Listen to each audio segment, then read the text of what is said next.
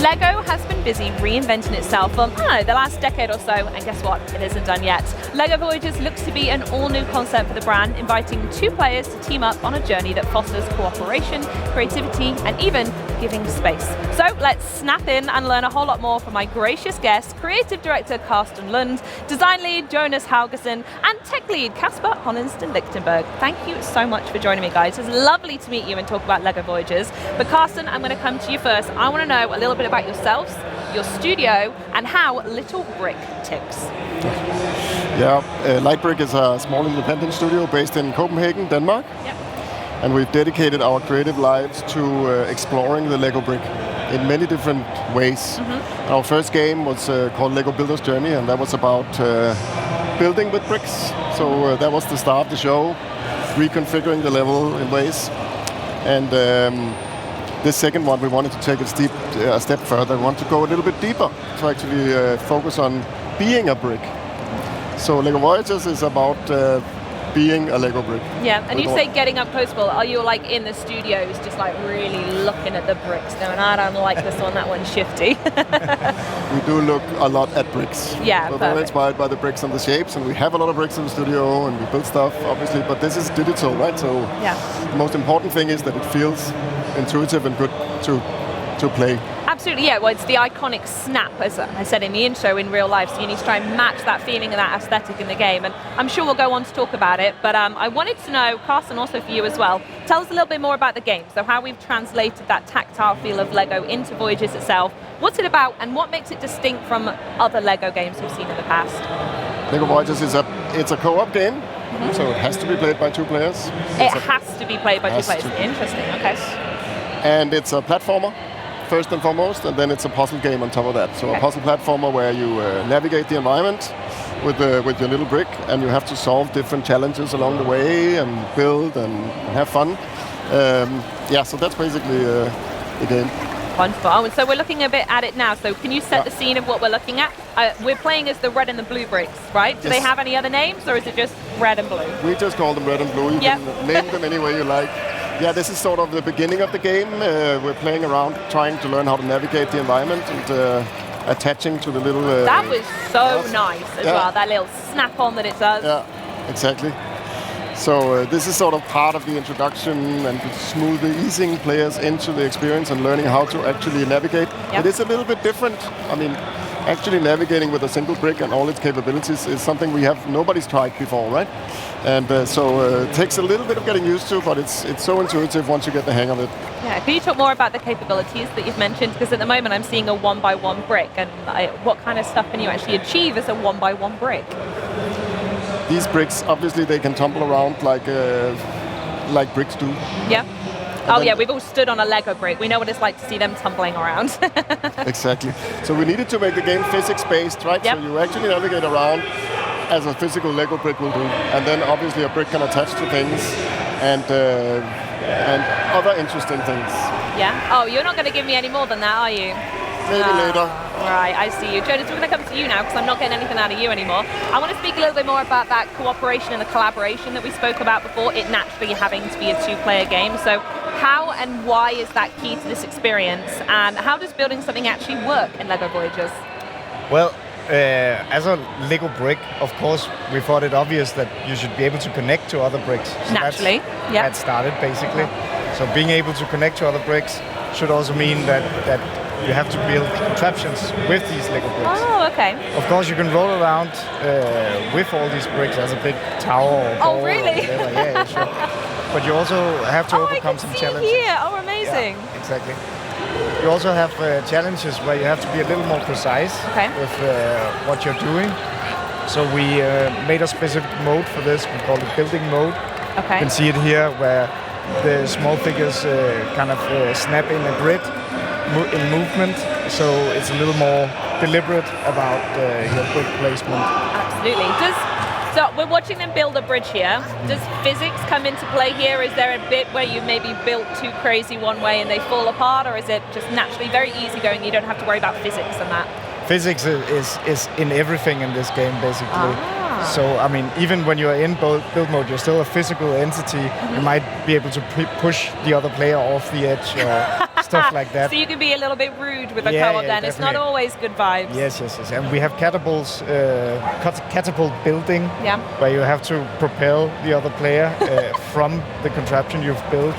So it's not all building bridges, it's literally flinging each other as well. Yeah, definitely. Oh, fantastic. I like that, you can see it actually. Yeah. Is this the...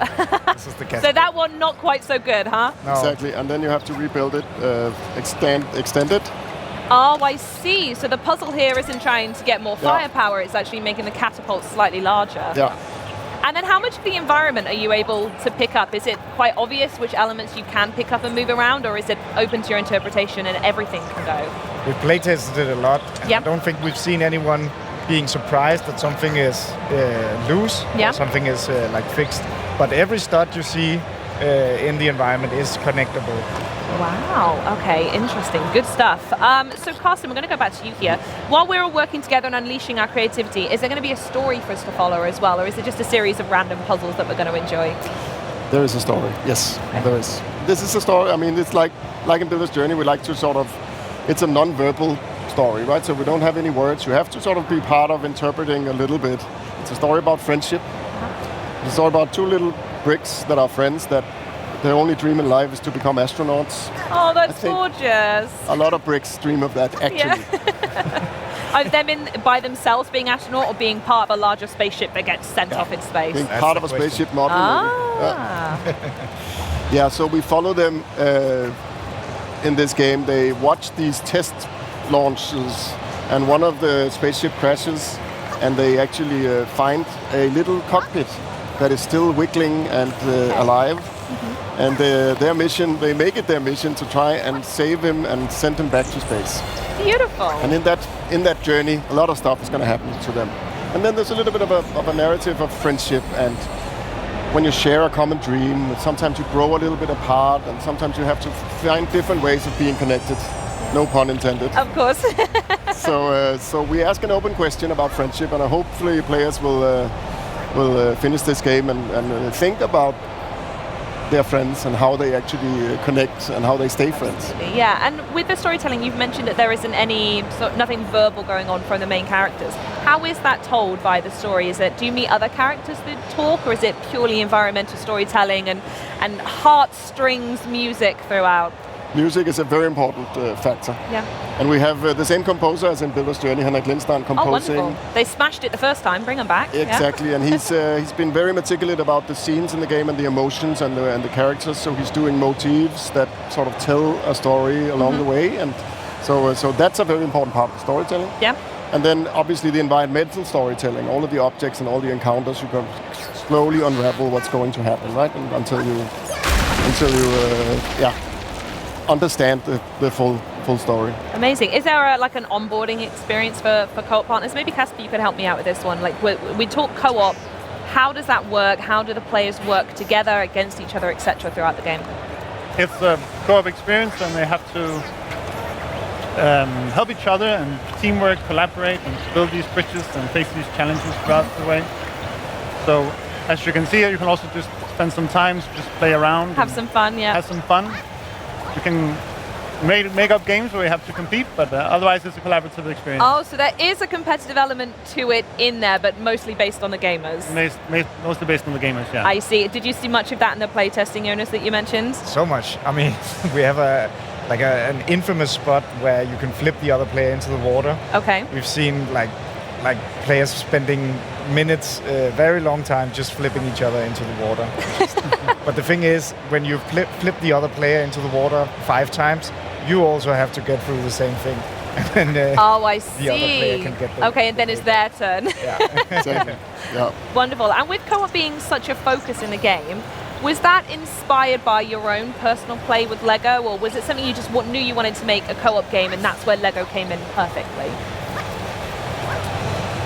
I think we've seen with Builder's Journey, I think we've seen players want to play games together, right? Even though single-player games, they sit, they talk, they engage, right? So we wanted to make something that was playable together from the very get-go, right? And then we just love co-op games, and this whole idea of playing and being creative is just so much more fun when you're doing it together with a friend, right? Yeah, I totally agree. Yeah. And it's nice we're seeing more couch co-op games come through in recent years as well. There's been some very successful, highly applauded one recently. So it's lovely to see that story keep going. So Carsten, question for you. This all looks really lovely, naturally. So the question you probably knew was going to be coming from me, which is, when are we actually going to get our hands on the game? Very soon. Yeah. Very, very soon. I think if you're here on Gamescom, you can just go to booth 8, the LEGO stand, and try a demo of the game. Just over there, in case Yes, anyone's the watching, booth. wondering where the map is through that door. But if you are not here, you will have to wait to September 15th, which Okay. is not very long. Not that far at all. Yeah. It's a couple of weeks, really. Exactly. That's when the game will be out. So Beautiful. Is Yeah. there anywhere else we can look to find more information on LEGO Voyagers before it comes out? I don't know if you've got any more news on the way you need to talk about before it launches. I think there's a website, legovoyagers.com, and Yeah. that'll direct you everywhere and find it there. Perfect. Well, thank you so much for joining me, Lightbrick team. You're all a wonderful bunch, and this game looks absolutely stunning. And folks home, don't forget to wishlist LEGO Voyagers today, so you'll be ready when it drops, as you said, September 15th. And speaking of taking legendary creativity brands in brand new gameplay directions, you are about to witness the world premiere of an upcoming open world survival crafting game with I'll call it a decidedly Studio Ghibli aesthetic. Check it out.